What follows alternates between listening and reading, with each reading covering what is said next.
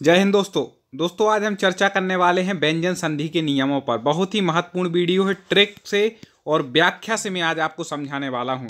इसके पहले जब हमने स्वर संधि का वीडियो पढ़ाया और उसकी जो जबरदस्त ट्रिक बताई, लोग कहे कि सर एक पहली बार में ही मुझे संधि समझ में आ गई। आज आपको व्यंजन संधि भी समझ में आएगी। जो हमारे सब्सक्राइबर हैं वो हमारे टॉप 50 स्टडी यूट्यूब चैनल के माध्यम से संस्कृत की पूरी तैयारी बिल्कुल सिलेबस के अनुसार क्रम से कर रहे हैं। अभी तक यदि कोई नया व्यक्ति आया, उसने सब्सक्राइब ना किया हो तो दोस्तों कर लें, जिससे एक भी महत्वपूर्ण वीडियो आपका संस्कृत व्याकरण का ना छूटे और आपकी पूरी परफेक्ट तैयारी हो। आप अच्छे से नंबर लेकर के आएँ और निश्चित ही आप हमसे जुड़ेंगे तो नंबर लेकर के जरूर आएंगे। कई लोग बोलते हैं सर कैसे जुड़ना, क्या करना? कुछ नहीं करना है, आप चैनल को सब्सक्राइब करके बेल आइकन को दबा करके ऑल नोटिफिकेशन क्लिक कर लें। आपको हमारा जो भी वीडियो अपलोड होगा मिलेगा। सबसे पहले मैं बोलूँगा दोस्तों, व्यंजन संधि के नियम पढ़ रहा हूँ।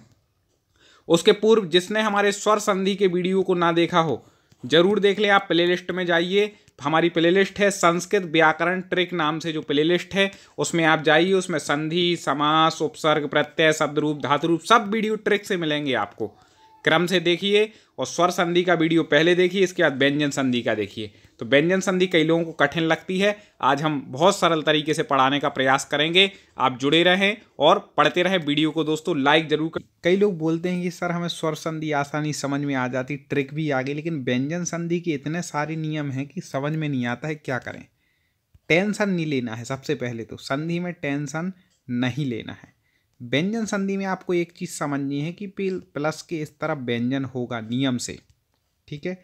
कोई भी शब्द होगा वो क्या होगा, इस तरफ व्यंजन, मतलब उसमें हलंत लगा होगा, स्वर से रहित होगा। जैसे मान लो सम लिखा तो माँ में हलंत होगा, ठीक है? जैसे उत लिखा तो ता में हलंत होगा। इस प्रकार से रहेगा। और प्लस की इस तरफ या तो स्वर होगा या फिर व्यंजन होगा। तो अपन को प्लस की इस तरफ देख लेना है कि व्यंजन है, मतलब व्यंजन संधि हो जाएगी, ठीक है? एक तो ये आपने ट्रिक समझ ली। अब केवल ट्रिक से काम नहीं बनेगा दोस्तों, हमें नियम भी समझना है, क्योंकि परफेक्ट नंबर चाहिए है। तो थोड़ी सी मेहनत आप कीजिए, थोड़ी सी मैं कर रहा हूँ, आपको पूरा समझ में आ जाएगा, पूरी उम्मीद है। देखें, पहले आपको बता दें कि व्यंजन संधि के नियम बहुत सारे नियम हैं, आसानी से समझ लेंगे, थोड़ा दिमाग लगाइए, ठीक है? व्यंजन संधि के अंतर्गत भी कई भेद हैं। एक होता है स्तुत्व संधि। वैसे आपके एग्जाम में ज़्यादा कठिन नहीं आना है, तो आपको बता दें कि आप इतना ही समझ लेंगे ना कि व्यंजन संधि, तो व्यंजन संधि ही आपके भेद में आएगा। जो बहुत ज़्यादा संस्कृत डीपली पढ़ते हैं उनको आता है पूछने में कि इसमें स्तुत्व संधि है, स्तुत्व है, कौन सी है, तो आपको तो सीधे व्यंजन संधि। तो स्तुत्व संधि का क्या मतलब है? इसका एक सूत्र है स्तोश्चु नाश्चु, ठीक है?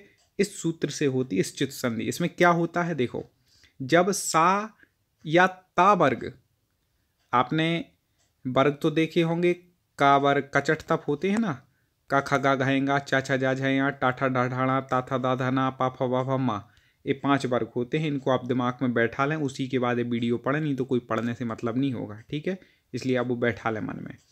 तो जब सा या ता वर्ग के बाद, ता वर्ग मतलब ता था दा धा ना के बाद सा, ठीक है? सा के सा, या फिर ता वर्ग के बाद चा वर्ग, ठीक है? सा या चा वर्ग मतलब चा छा जा झा या आता है, तो सा को सा, इस सा को ऐसा हो जाता है, और ता वर्ग तथा ता वर्ग चा वर्ग में बदल जाता है, ठीक है? ता वर्ग है वह किसमें, चा वर्ग में बदल जाएगा। और इस जो सा है, सागर वाला, इसको सा हो जाएगा। कब होगा? अब देखो, इसको शॉर्ट में समझो। प्लस है, मान लो इस तरफ सा है या फिर तवर्ग है, ठीक है? तवर्ग मतलब ता था दा धना। इस तरफ सा है या फिर चवर्ग है, तो क्या होगा, इस ये जो सा है ना इस तरफ का, ए इसमें बदल जाएगा और ता वर्ग चा वर्ग में बदल जाएगा। देखो अभी हम बता रहे कैसे। अब सा का सा में बदल रहा है, ता का चा में, वर्ग का पहला वर्ग के पहले में बदलेगा, वर्ग का दूसरा वर्ग के दूसरे वर्ण में बदलेगा। ये याद रखिएगा, बिल्कुल क्रम से लिख दिया। दा जा में बदल जाएगा, धा झा में, ना या में, ठीक है? और सा किस में बदलेगा? सा में। ए वाला सा इस सा में। अब देखो उदाहरण देखो, रामस चिनोती, ठीक है? तो यहाँ सा के बाद क्या आ रहा है, ठीक है? तो यहाँ पे सा के बाद चा वर्ग आ रहा है, तो सा को किस में बदलना है आपको? सा में। अब चूंकि सा यहाँ पर कैसा है आधा, तो आधा ही सा में बदला जाएगा। ठीक है, तो सा को सा में बदल दो, बाकी सेम लिख दो। तो रामस चिनोती का क्या हो जाएगा, रामस चिनोती। ठीक है, तो ये जो सकार है दंत सकार है ऐसे। ठीक है, इस प्रकार से है। और देखो कश्चित, तो सा को क्या करना है, चा आ रहा है इस तरफ, चा वर्ग बताया ना, या तो फिर सा के बाद सा आ जाए या फिर चा वर्ग आ जाए। तो चा वर्ग आ रहा है तो इस सा को किस में बदलना है, इस सा में बदलना है, तो बदलते जाओ।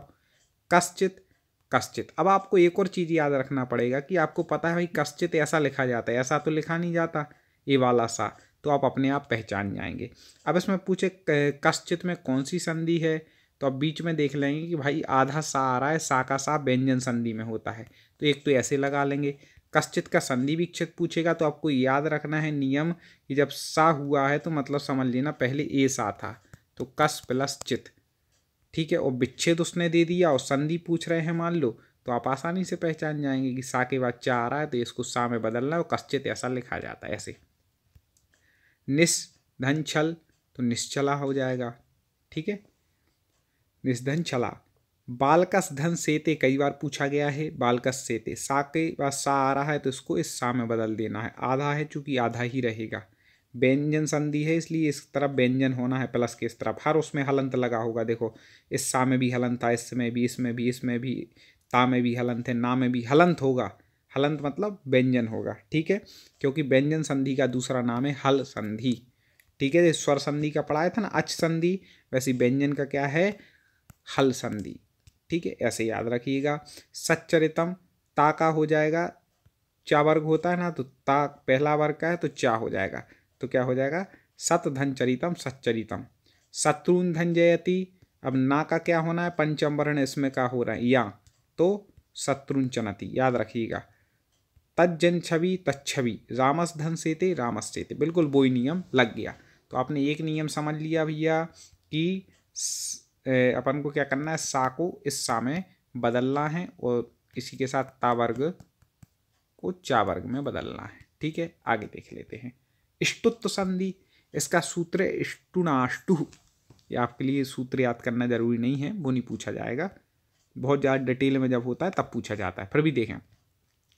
जब सकार या तवर्ग, सकार मतलब ये सा जो अभी आया, और या फिर तवर्ग वही ता था दाधा ना के बाद सा आए, अभी ये सा आ रहा था, अब नियम बदल दो कि ये षटकोण वाला मान लो सा आ जाए तो, या टवर्ग आ जाए, टाठा डाढ़ा आ जाए, तो सकार का सकार और तवर्ग का टवर्ग हो जाता है। फिर वही लगा लें, देखो कैसे कि इस तरफ क्या हो, सा हो या फिर तवर्ग हो, और प्लस के इस तरफ क्या हो, तो इस तरफ सा हो या फिर टवर्ग हो, तो सा को सा कर देना है और तवर्ग को टावर्ग टाठा डाढ़ा में बदल लेना है। देखो जैसे उदाहरण देखें, रामस धन षष्ठ, अब यहाँ पे सा आ रहा है और यहाँ पे ये सा, तो इस सा को हमें इस सा में बदलना है, तो रामस इस सा को इस सा में बदल दिया, आधा था तो आधा कर दिया, रामस षष्ठा हो गया। ये कई बार पूछा जाता है।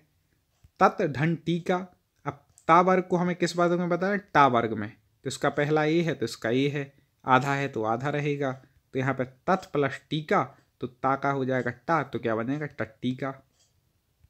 ठीक है, बालस धन टीकते, सा का सा कर दो, बालस टीकते, बस उसी को चेंज करना, कुछ भी चेंज नहीं होना। धनुष धन टंकार, धनुष टंकार रहा। चक्रिन धन ढौकसे, चक्रिन ढौकसे।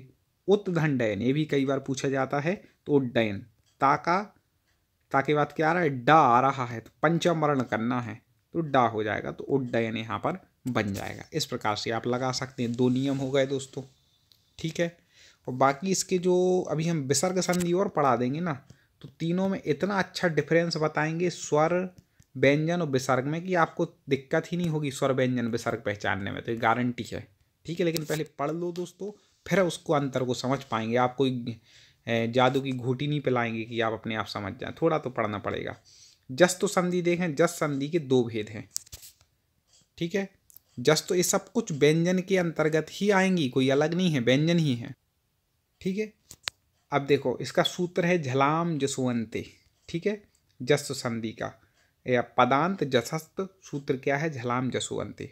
अब यहाँ पर नियम क्या बोल रहा है, पदांत मतलब जब पद में झल वर्ण, ठीक है, झल वर्ण मतलब होता है वर्ग का पहला, दूसरा, तीसरा, चौथा और सा हा, ठीक है। प्रत्याहार पढ़ेंगे तो उसमें आते हैं झल वर्ण। और आगे से कोई स्वर या वर्ग का तीसरा, चौथा वर्ण या फिर यारा लावा में से कोई वर्ण हो तो झल वर्णों के स्थान पर जस मतलब जा व ग ड द वर्ण हो जाता है, अर्थात झल वर्ण अपने वर्ग के तीसरे वर्ण में बदल देता है। अब कह रहे होगे सर ये क्या है, तो देखो यहाँ पर लिखा है, बिल्कुल क्या लिखा है कि झल वर्ग मतलब वर्ग का पहला, दूसरा, तीसरा, चौथा और ऊष्म मतलब साहा, प्लस के इस तरफ तो ये होना चाहिए, ठीक है। और इस तरफ झस वर्ग के तीसरे और चौथे वर्ण या कोई स्वर या फिर यारा लावा अंतस्थ हो तो जस अर्थात वर्ग के तीसरे मतलब जा व ग ड द इनमें परिवर्तित हो जाएगा। देखो उदाहरण देख लो तो और अच्छे समझ में आएगा, घबराना नहीं। जगत धन ईस, जगत में हलंत होना चाहिए, गलत लिखा है, ठीक है। तो ता का तीसरा वर्ग यहाँ पे ता आ रहा है ना, इसका तीसरा क्या हो जाएगा, ता था दा, तो तीसरे वर्ग में बदल जाता है, तो इसका तीसरा वर्ग बदल दो, जगत धनीस तो दा हो जाएगा, ता की जगह तो जगदीश बन जाएगा।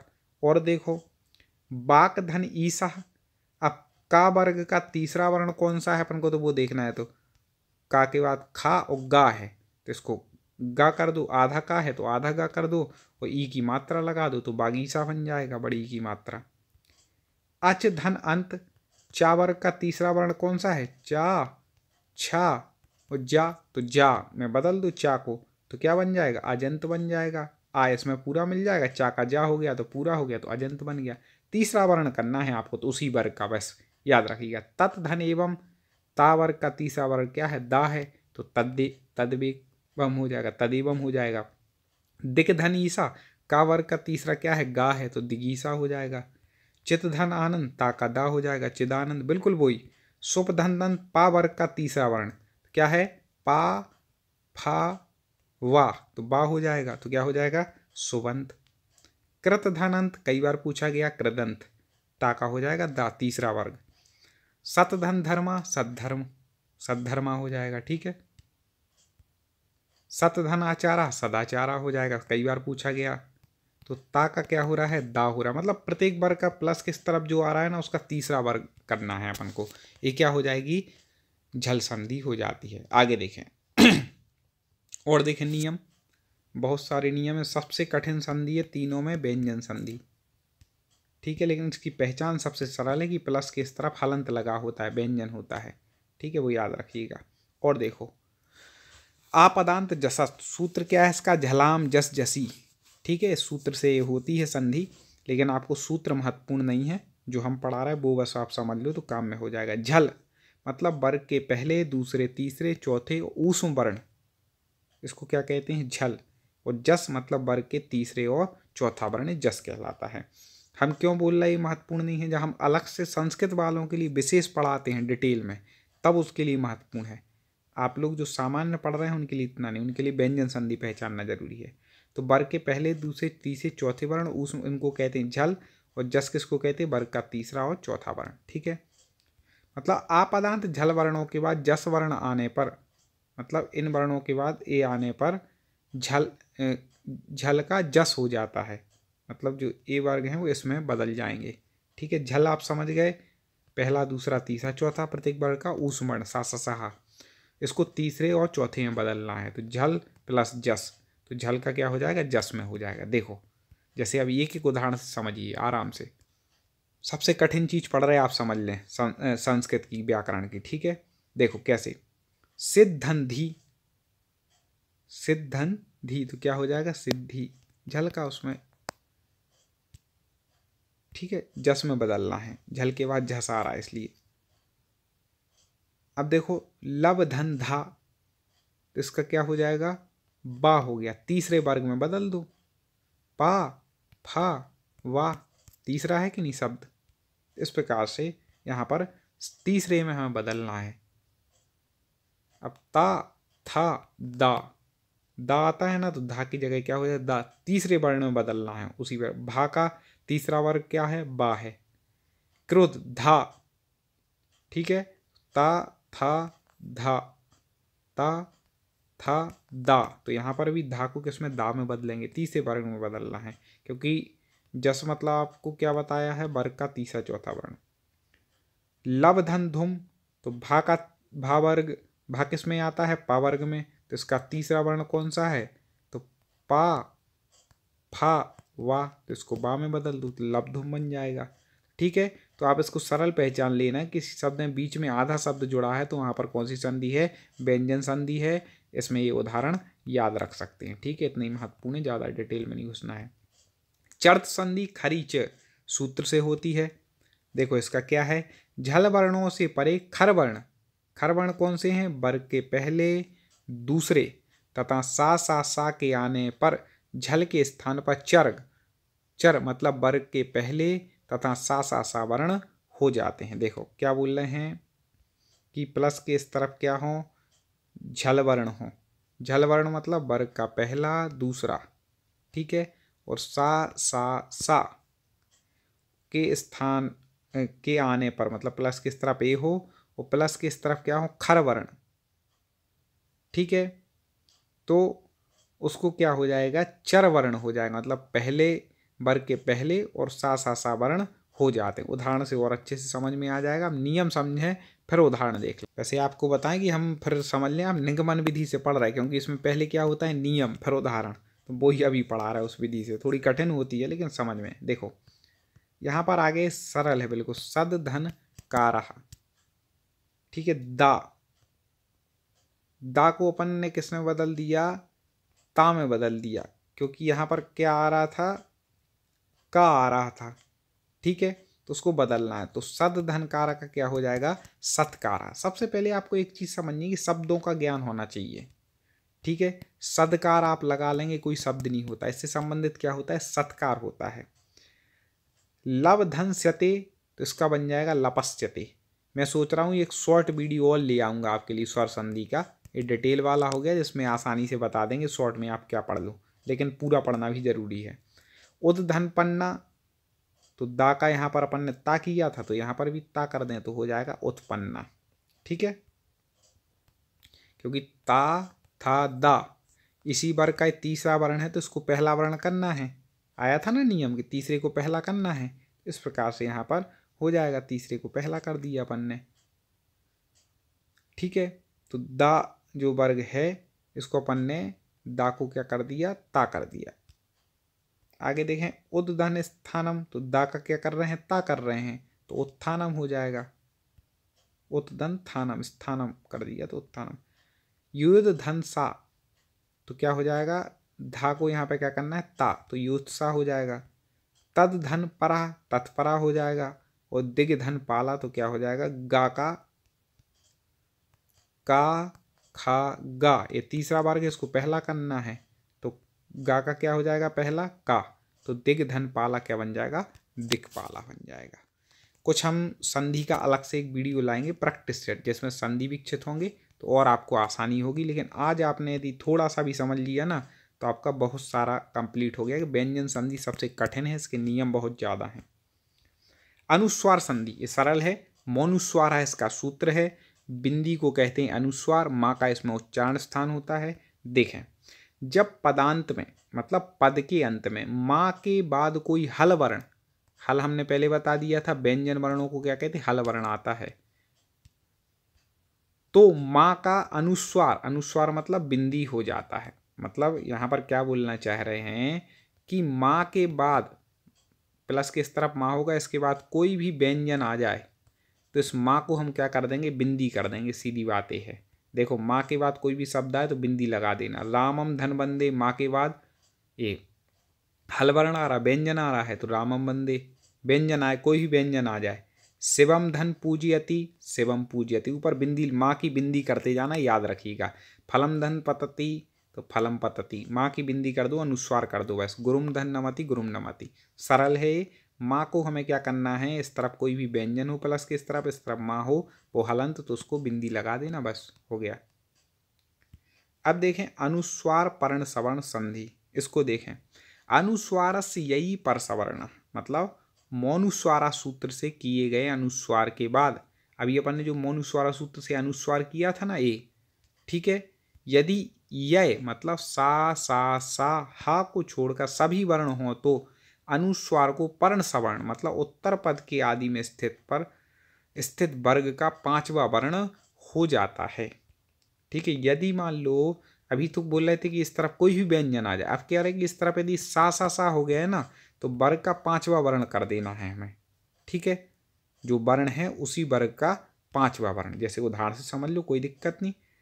सांधनतः इससे बना शांतः, तो यहाँ पे ता वर्ग आ गया। अब ता आ गया तो ता का पांचवा वर्ग कौन सा है, ता था दाधा ना है, तो यहाँ पे इसमें आधा ना कर दिया। ठीक है, तो अनुस्वार का क्या हो गया, ना हो गया। जो वर्ग प्लस के इस तरफ होगा ना उस वर्ग का अंतिम पंचम वर्ण हो जाएगा, क्योंकि इस तरफ क्या आ रहा है, सा आ रहा है इसलिए, और सा के ऊपर अनुस्वार है। तो यहाँ पे लिख रहा है समधन चया, अब चा आ रहा है तो चा का पंचम वर्ण कर लो, चा छा जा झैया ये आता है तो इसमें जोड़ दिया संचया। ठीक है, ये जो अनुस्वार था ना, अनुस्वार मतलब बिंदी, इसके स्थान पर क्या हो जाएगा, ये इसका पंचम वर्ण हो गया। और देखें समधनपत्ति, अब अनुस्वार का पावर का अंतिम जो होता है, ठीक है, पावर का अंतिम क्या है, पा फा बा भा मा, तो यहाँ पे माँ का जोड़ दिया, संपत्ति हो गया। कुंडन थीटा, तो यहाँ पे ठावर ठा आ गया, तो ठा चावर का है टावर का है टाठा डाढ़ा णा है तो णा हो गया, तो यहाँ पे कुंठिता बन गया। चूंकि आपको बता दें माँ कैसा है, हलंत है, जैसे कुम है तो कुम को ऐसा अलग अलग करो तो कुम है, तो इस माँ ये कैसा था, हलंत, तो यहाँ आधा था, तो ये भी आधा ही शब्द आ रहे हैं जब यहाँ पर भी कह रहे हैं। कथनचित कई बार पूछा गया, चावर का अंतिम क्या है, यहाँ है, तो वही कर दो, अनुस्वार को यहाँ कर देंगे तो कथनचित ऐसा बन जाएगा। संधंजया, अब जा आ रहा है, जा किसका है, चावर का है, चाछा जाझा, तो इसका पंचम वर्ण कौन सा, यहाँ है, तो यहाँ पर भी वही हो जाएगा संचया। मतलब अपन को क्या करना है कि यदि यहाँ पर, ठीक है, जो उन्होंने कहा था कि सा इत्यादि हों तो वहाँ पर क्या होना है, पंचम वर्ण होना है, जो वर्ग के इस तरफ आए उसका, तो पंचम वर्ग अपन ने कर दिया। आगे देखें लत्व संधि तोड़ली सूत्र से होती है, इस सामान्य जानकारी के लिए। यदि तवर्ग मतलब ता था दा धा ना के बाद ला वर्ण आता है तो ता वर्ग का ला हो जाता है। सरल है ये, ता वर्ग के बाद यदि ला आ जाए, ठीक है, तो ता वर्ग का भी हम क्या कर देंगे, ला कर देंगे। विशेष यदि ना के बाद ला आता है तो ना का अनुनासिक ला अर्थात लम हो जाएगा, ऊपर बिंदी आ जाएगी यदि ना आए तो। बाकी तो जो चार वर्ण आएंगे तो अपन उनको क्या कर देंगे, सीधा ला कर देंगे। जैसे देखो ता वर्ग में उत धन लेखा, ता आ गया तो इसका क्या करना है, हमें ला करना है। यदि ला के इस तरफ ला होना चाहिए, हर जगह नहीं करना है ता का ला, जब इस तरफ ला हो तो उत धन लेखा, तो ता का आधा ला कर देंगे तो लेखा बन जाएगा। आगे देखें तत् धन लीना, तो तल्लीना बन जाएगा। तत् धन लया, तल्लया बन जाएगा। बिल्कुल ता का इस तरफ ला आ रहा है तो इस तरफ भी ला कर दिया। चिद धन लीना, अब ता वर्ग मैंने आया, दा आ गया ता की जगह तो चिल्लीना हो जाएगा।